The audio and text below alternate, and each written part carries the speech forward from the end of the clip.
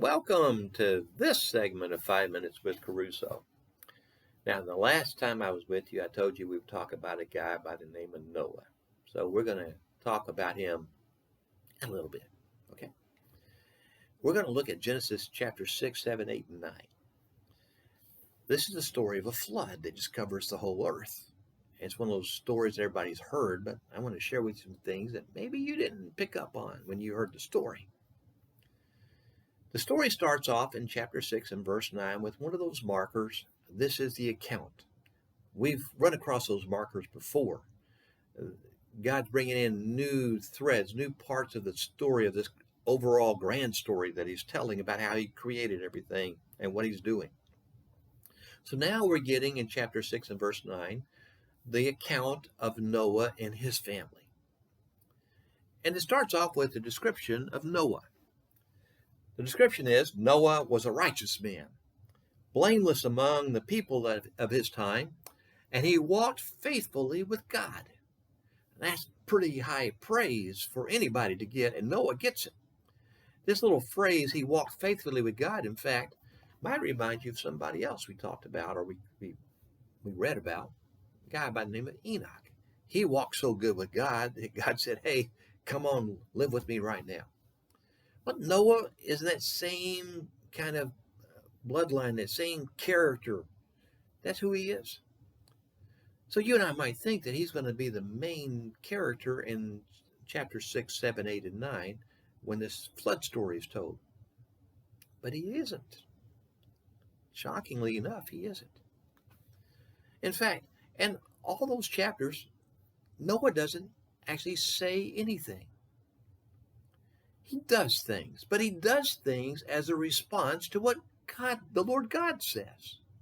In fact, if you want to read two really good descriptions of Noah's part in this story, you read chapter 6, verse 22. Noah did everything just as God commanded him. And you read in chapter 7, verse 5, and Noah did all that the Lord commanded him. That's his role in the story. He does what God commands him. And that's who he is. He walks faithfully with God. And he's able to do that because he does what God says, what the Lord God says. God is the one who does all the main moves in the story. Noah just responds to him. In fact, if you want to see an illustration of the story, let me show you this. This is an arrowhead. This is how the story plays out. Okay?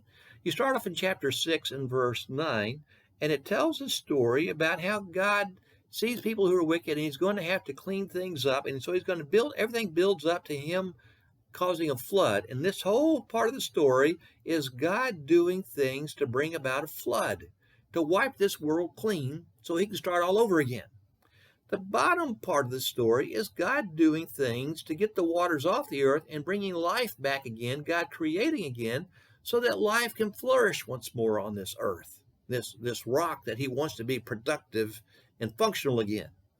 He's making things unfunctional, unproductive. He's restoring the functions and the productivity. The center of the story is chapter 8, verse 1. But God remembers Noah and all the wild animals and the livestock that were with him in the ark, and he sent a wind over the earth, and the waters receded. That's the center part of the story. Everything here is God working to bring the flood. Everything here is God working to take the flood waters away and restoring the productivity and the functionality of this globe. Here is God remembering the people. Not like he forgot them, not like he lost them, but now it's time to start working with these people, these 8 people and the animals that are on that boat.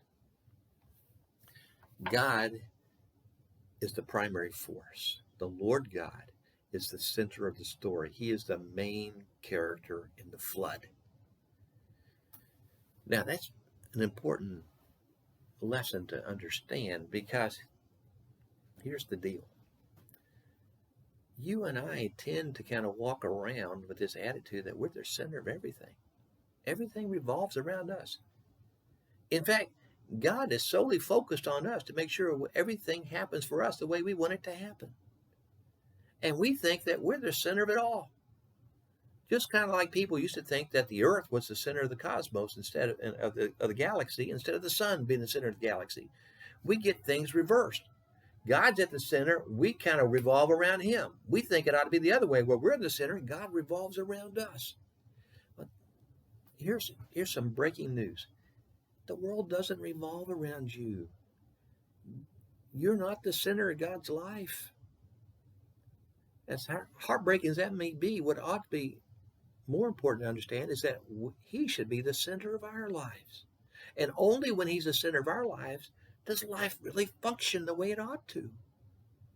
So let God be the center. Let him be the primary character. Build your life around him. And then you'll know what it's like to walk with God and to be blessed. Okay? That's it. Leave a message if you want, a comment, or send me an email at booksbykerusso@gmail.com. You're blessed. Use the blessings well. Thank you.